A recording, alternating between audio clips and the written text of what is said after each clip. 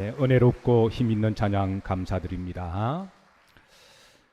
결국 주님이 이 땅에 오신 목적은 우리를 축복하기 위해서 이 땅에 오셨습니다. 주님께서는 우리들에게 하나님을 만나야 우리가 구원받고 천국이 있음을 가르쳐 주셨습니다. 결국은 우리가 하나님을 만나야 우리가 인생이 건강하고 행복해집니다. 그래서 성경은 사랑하는 자여 내 영혼이 잘됨과 같이 내가 범사에 잘되고 강건하기를 축원하노라 라는 말씀으로 우리들에게 알려주십니다. 하나님을 만나야 우리는 죄 사함을 받고 구원을 얻습니다. 하나님을 만나야 우리는 인생이 분명한 가치관에 세워지고 행복한 줄로 믿습니다. 우리가 하나님을 잘 믿어야 하나님은 우리에게 건강의 복도 주시는데요. 여러분은 성경에 우리들에게 먹지 말아야 할 음식들, 또 우리가 하지 말아야 할 그런 일들에 대해서 우리들에게 알려주시는 것은 우리가 건강하게 살기를 원하시기 때문에 그렇습니다. 그래서 어떤 분들은 오해를 하시는데요.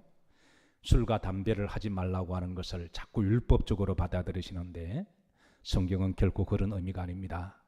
우리가 하나님 안에서 육신적으로 건강하게 살기를, 건강의 복을 주기를 원하시고 우리들에게 범사에 감사라고 하시고 그리고 항상 기뻐하라고 하시는 것은 우리들에게 정신적으로 건강의 복을 주기를 원하시고 그리고 성령 충만히 받으라고 하신 것은 영적인 복을 주시기를 원하심이고 그리고 하나님을 끝까지 잘 믿으라고 하는 것은 영생의 천국의 복을 주기를 원하십니다. 사랑하는 성도 여러분, 하나님을 잘 믿으시고 영적인 복을 누리시기를 주의 이름으로 축복합니다.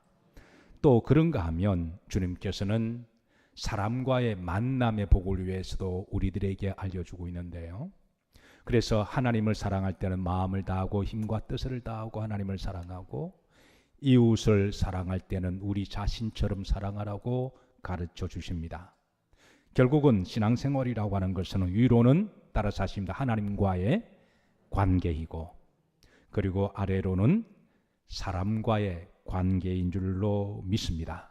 그래서 주님께서는 우리가 건강하고 그리고 행복하고 축복된 신앙과 삶을 살기 위해서는 하나님과의 만남의 복을 주님 인도하시고 그리고 사는 동안에 사람과의 만남의 복도 소중하고 복된 것임을 가르쳐주고 계십니다.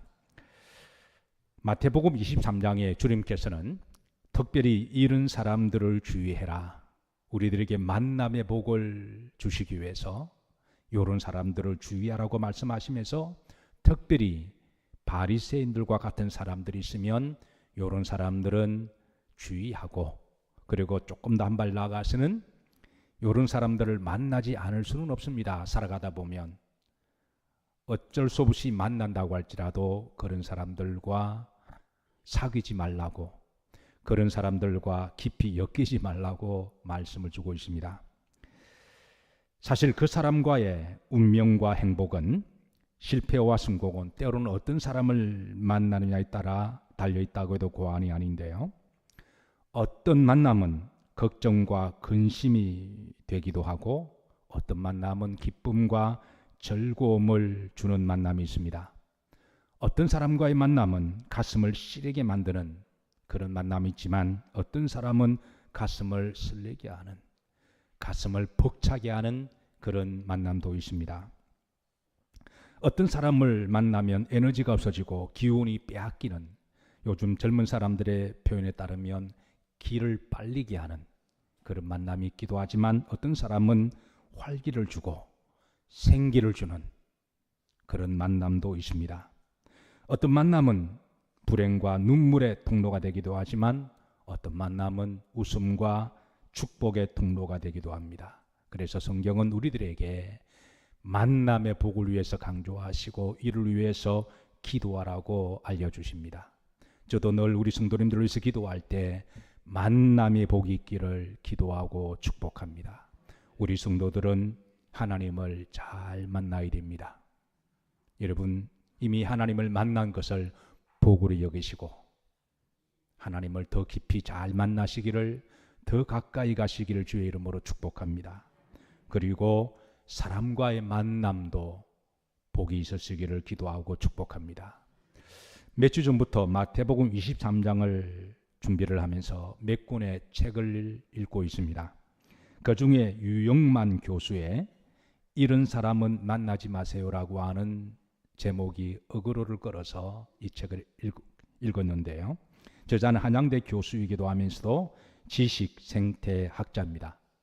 그런 그의 저서에서 우리가 인생을 살아가면서 가급적 요런 사람은 주의하고 요런 사람을 만나게 되면 피해야 할 사람을 권하고 있는데요. 몇 가지만 소개합니다. 첫 번째, 필요할 때만 찾고 필요치 않을 때는 찾지 않는 사람.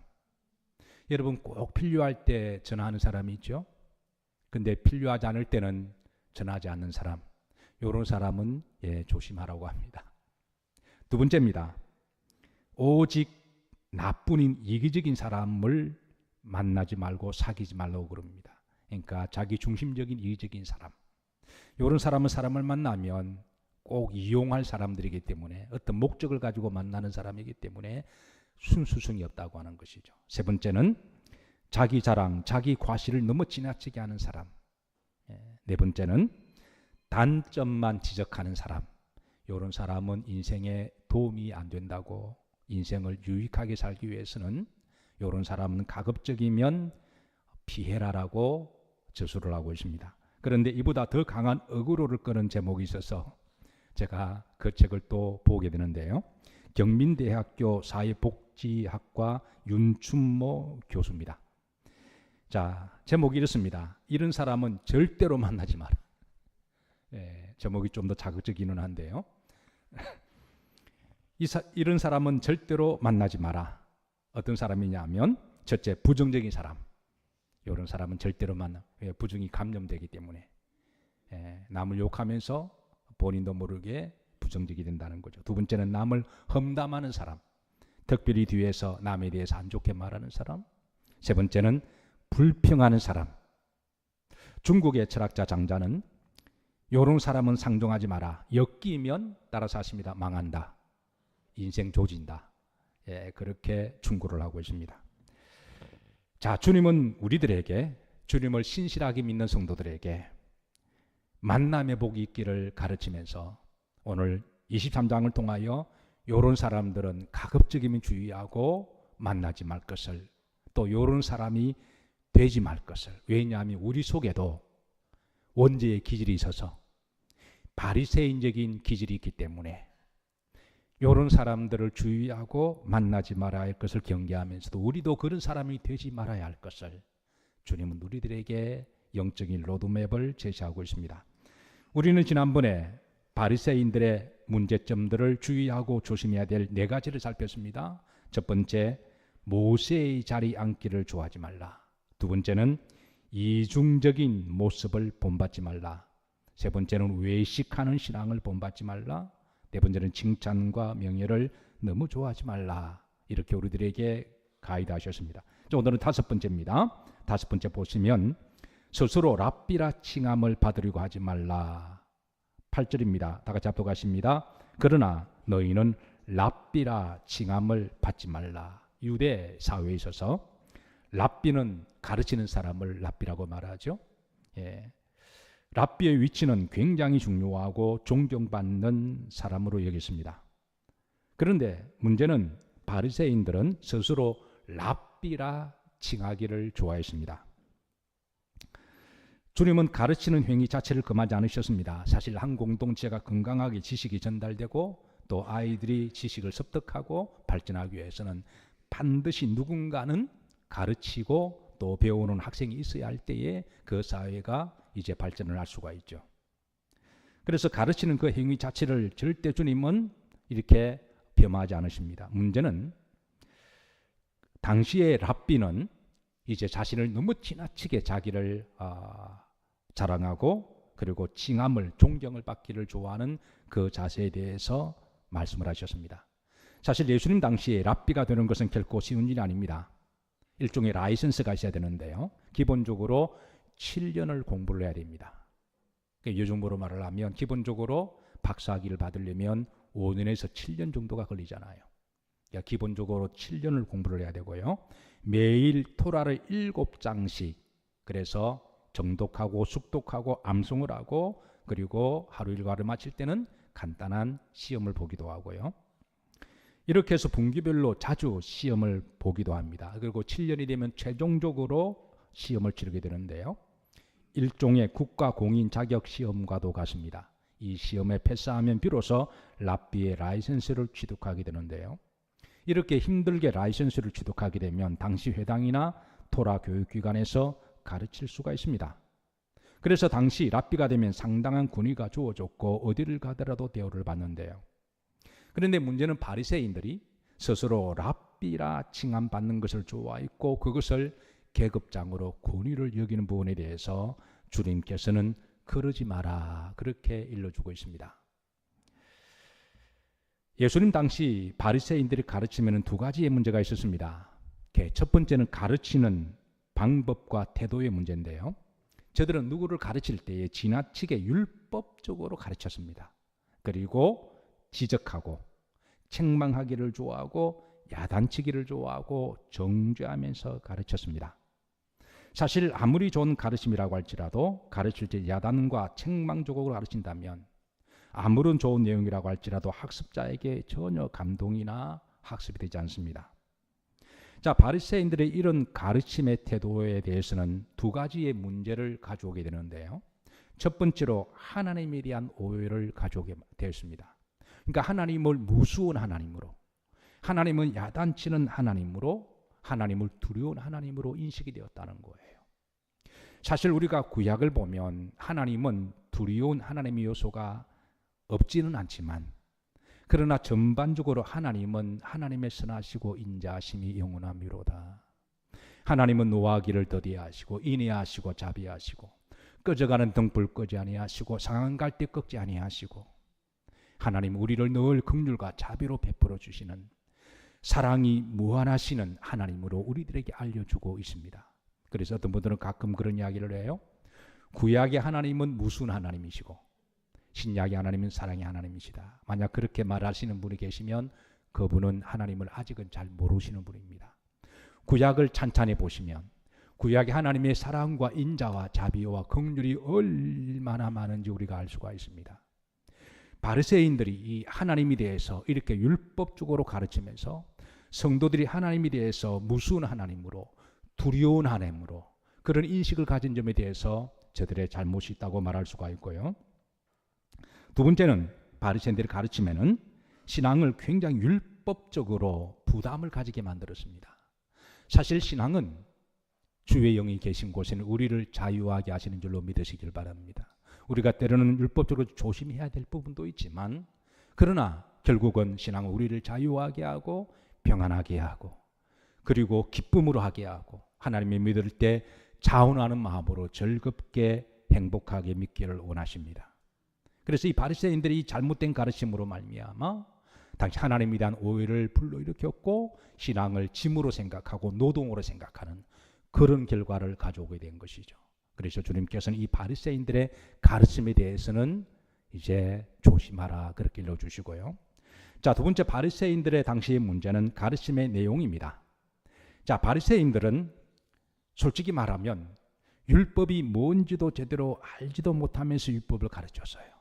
율법의 본질, 저들은 많은 율법들을, 그래서 주님께서는 그 많은 율법들을 딱 두 마디로 정리하셨죠. 하나님을 사랑하고 내 이웃을 사랑해라. 근데 율법이 뭔지도 모르면서 저들은 율법을 가르쳤고, 문제는 성경을 뭔지도 잘 모르면서도 성경을 가르쳐서 주님은 지난번에 말씀에 너희들이 하나님도 잘 알지 못하고 성경도 잘 알지 못하고 그래서 하나님도 오해하고 성경도 오해하였도다라고 주님께서는 일침을 놓기도 하셨죠. 자, 그래서 주님은 이런 저들이 가르치는 내용도 잘 알지도 못하고 그리고 천국도 잘 알지도 못하면서 하늘나라 이야기를 하고 부활도 잘 알지도 못하면서 부활을 이야기할 때 너희들이 성경도 모르기 때문에 부활도 오해하였도다라고 하면서 주님께서 바로 잡아주시고, 그래서 오늘 본문에 보시면 17절에 보시면 이런 이들을 향하여 영적인 맹인들이다라고 주님께서는 말씀하십니다. 자, 17절 다 같이 합독하십니다. 어리석은 맹인들이여 그랬습니다. 여기에는 영적인 맹인을 말씀하시는 거죠. 그리고 19절에 보면 한 번 더 강조하십니다. 합독합니다. 맹인들이여 그랬습니다. 그러니까 주님께서는 이 바리새인들, 스스로 모든 것을 다 알고 모든 것을 다 가르칠 수 있다고 스스로 랍비라고 칭하는 그런 사람들을 향하여 이제 영적인 맹인들이다라고 그렇게 주님께서는 하십니다. 그러면서 이런 이들의 가르침에 대해서 주님 이렇게 경고하십니다. 14절입니다. 마태복음 15장 14절에 보시면 결론적으로 이렇게 가르치는데요. 합독합니다. 그냥 두라. 그들은 맹인이 되어 맹인을 인도하는 자로다.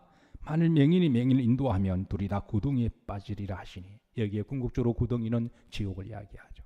그러니까 바리새인들의 가장 큰 영적인 문제는요, 자신들이 잘 알지도 못하면서 자기들이 가르치고 자기들이 잘못된 가르침으로 구덩이에 지옥 갈 사람들이지만,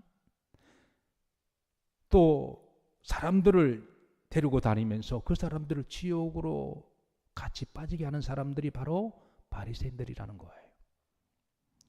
오늘 시대에 가장 대표적인 영적인 맹인된 선생 노릇을 하는 이들이 있다면 저는 소위 이단들의 교주들이라고 생각합니다. 이 이단들의 교주들은요, 스스로 뭔가를 보았고 깨우쳤다고 이야기하면서 하나님 말씀을 가르치는데, 성경을 잘 알지도 못하고 하나님을 잘 알지도 못하고 예수님을 잘 알지도 못하고 가르치고, 그리고 참으로 안타깝게도 또 이런 사람들 가르침에 미혹이 되어서 넘어가는 사람들이 의외로 많다라는 거예요. 이런 이들은 그 교주와 함께 지옥의 구덩이에 빠져들어가는 불쌍한 영혼들입니다. 그래서 주님께서는 우리가 인생을 살아가다가 이런 사람들을 주의하라라고 그렇게 일러주고 있습니다. 자, 여섯 번째, 스스로 아버지라 칭함을 받으려고 하지 마라. 9절입니다. 합독합니다. 땅에 있는 자를 아버지라 하지 말라. 자, 땅에 있는 아버지. 당시 바리새인들은 땅에 있는 아버지는 두 종류가 있음을 가르쳤습니다. 첫 번째는 육신적인 아버지, 나를 낳아준 부모를 이야기를 하죠.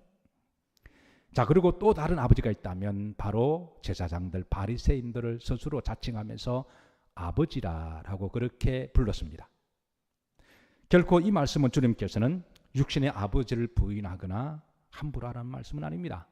성경에 전반적으로 보면 육신의 부모님을 잘 공경해라. 그리해야 너가 땅에서 잘 되고 하나님이 축복하신다라고 가르쳐주고 계시죠. 그런데 당신의 바리새인들은 스스로 아버지라고, 영적인 아버지라고 지나치게 강조함으로, 사실 성경적으로 보면은 제사장이나 이런 분들은 영적인 아버지가 맞습니다. 그래서 캐톨릭에서는 이제 신부를 부를 때 또 다른 호칭이 바로 father이라고 부르잖아요. 그런데 문제는 여기 있습니다.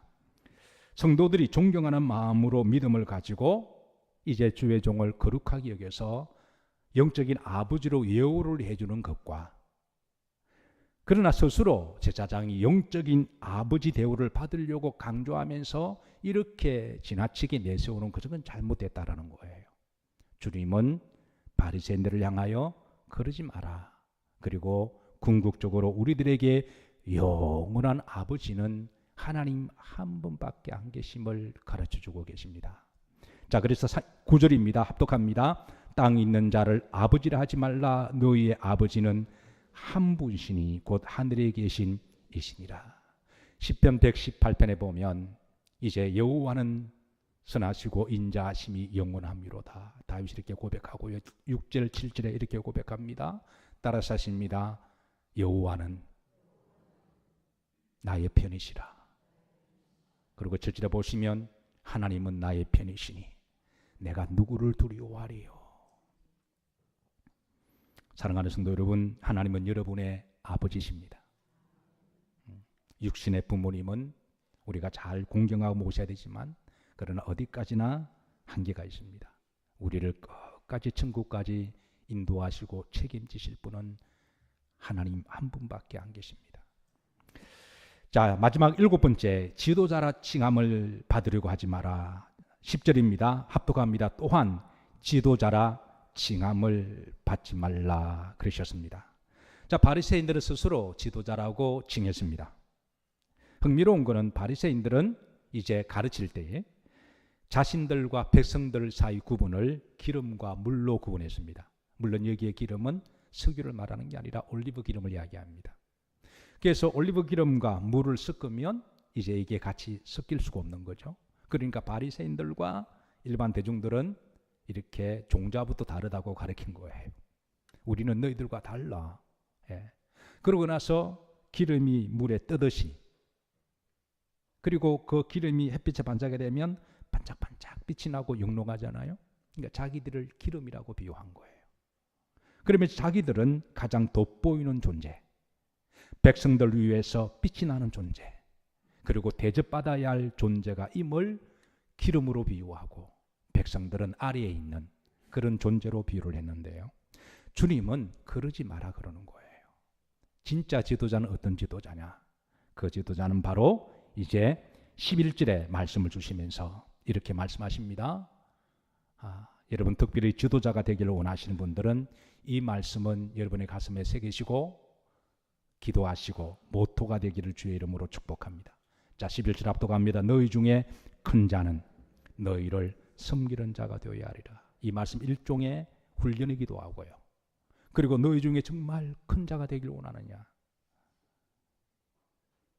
특별히 우리가 살아가는 공동체에는 질서와 평화를 위해서 그 분야의 리더가 필요하기는 해요. 가정에서 질서를 위해서는 누군가가 가정의 리더가 있어야 됩니다. 그렇다고 자식이 리더가 될 수가 없잖아요. 육신의 부모님이 자녀의 본이 되고 좋은 리더가 되어야 되는 거죠. 비즈니스나 기업을 운영하시다 보면 기업을 위해서 그 자리에 리더가 필요합니다. 그래야 그 기업의 마인드를 가지고 기업을 운영할 수가 있기 때문에 그런 것이죠. 정부 부처도 그렇습니다. 수많은 정부 부처 가운데 각 부처마다 리더가 있어야 그 부처가 획일적으로 어떤 철학을 가지고 잘 질스럽게 발전할 수가 있습니다. 국가도 마찬가지입니다. 성경은 리더 자체, 지도자 자체를 부인하지 않습니다. 자, 우리 중에는 큰 자가 필요합니다. 그렇다고 계급적인 의미의 큰 자는 결코 아닙니다. 차별의 의미가 아니라 어떤 기능을 위해서, 보다 그 공동체를 발전하기 위해서, 더 성장하고 행복한 공동체를 위해서 리더가 필요합니다. 그래서 리더가 되기를 원하는 사람은 무엇부터 배워야 한다고요? 섬기는 법부터 배우라는 말씀입니다. 저는 우리 영일교회에 리더들이 많이 나오기를 주의 이름으로 축복합니다. 각 분야에서 전문적인 리더가 많이 나오기를 늘 기도하고 축복합니다. 그러면 리더가 되기를 원하면 가장 주님이 처음부터 훈련시키는 단계가 뭐라고요?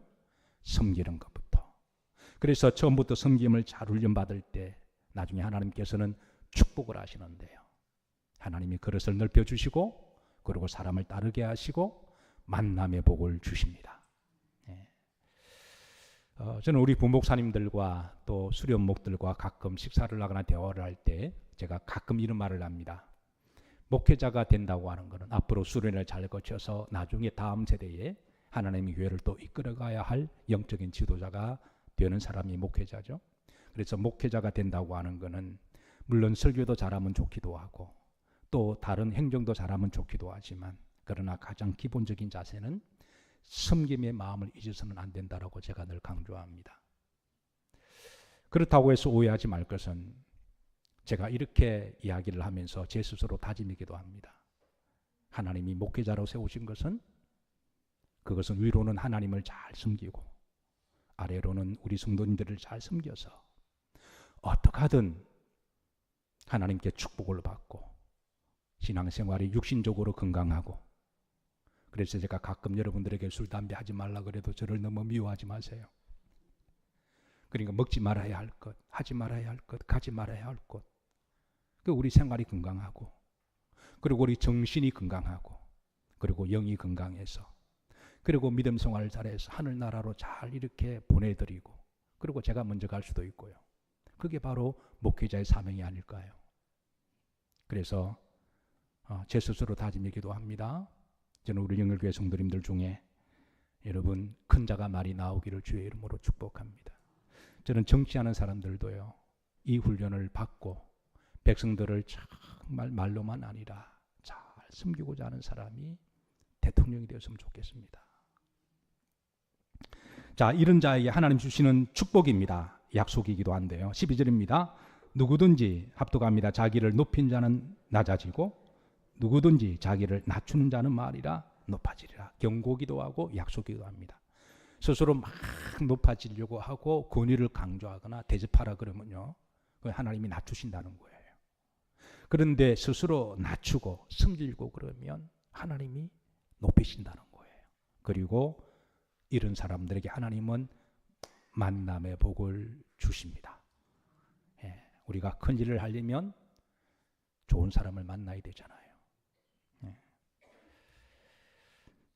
누가복음에서는 마지막으로 주님이 이런 외식하는 바리새인들에게 주시는 경고인데요. 47절입니다. 합독합니다. 그들은 과부의 가산을 삼키며 외식으로 길게 기도하니 그들이 더 엄중한 심판을 받으리라 하시니라. 그러니까 엄중한 심판은 궁극적으로 지옥의 심판을 이야기하죠. 그러니까 바리새인들은 구원이 없다.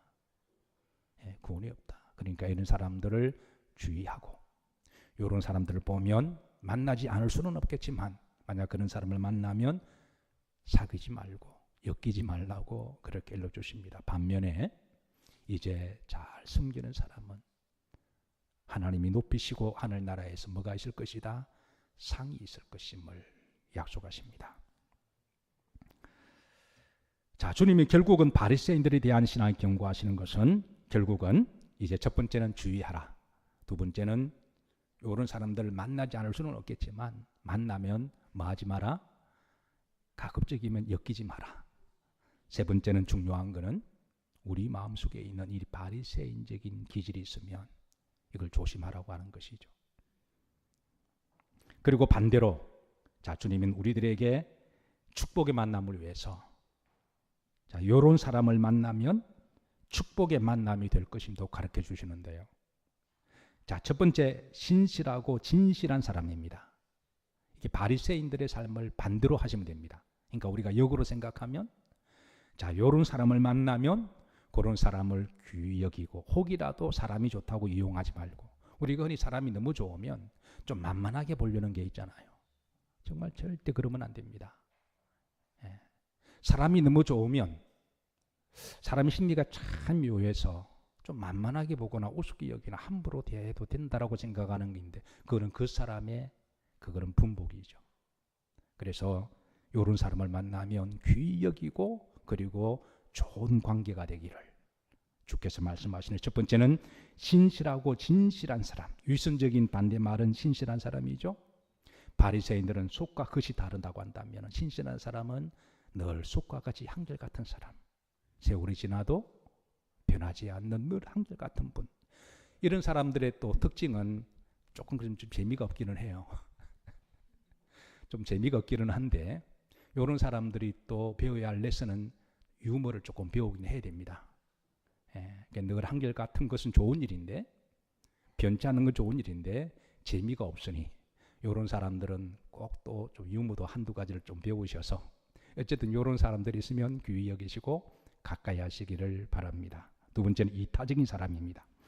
이기적인 사람의 반대는 이타적인 사람이죠. 바리새인들은 이기적인 사람입니다. 상대방 입장보다도 항상 자기를 먼저 생각하는. 그런데 이타적인 사람은 자신의 이익보다도 항상 상대를 먼저 생각하는 사람이죠. 세 번째, 겸손한 사람입니다. 바리새인들은 높은 자리에 있느라고요. 꼭 자리를 앉더라도 높은 자리, 칭찬, 그리고 자기를 과시하거나 자랑하는 것. 이런 사람들이라면 이 반대적인 사람은 겸손한 사람이죠. 하나님은 겸손한 사람을 사랑하십니다. 주변에 겸손한 사람은 계시나요? 알고 보니까 상당히 실력도 있고 젠틀하고 멋있는 사람인데도 이제 사람을 누굴 보더라도 차별적으로 대하지 아니하고 늘 똑같이 대하고 힘든 사람한테는 약하고 약한 사람한테 강한 사람이 있습니다. 서양에서는 이런 사람들을 조심하라고 이야기하죠. 특별히 식사할 때 이렇게 그렇게 봉사하는 사람들이 있잖아요. 우리가 흔히 이제 봉사하는 사람들한테 함부로 대하는 사람이 있으면 그 사람이 사업 파트너면 그 사람 조심하라는 거예요. 힘 있는 사람한테는 강하고 약하고 힘 없는 사람은 강한 사람. 네 번째 마지막으로 따라서 하시는 섬김의 사람입니다. 주님께서는 섬김을 강조하셨습니다. 분명한 것은 섬김의 사람은 기본적으로 마음이 따뜻한 사람입니다. 섬김의 사람은 마음이 따뜻한 사람이에요. 어떤 일이 있어도 섬기려고 애를 쓰는 사람. 혹시 여러분 주변에 이런 사람들이 있으면 그런 사람을 귀히 여기시고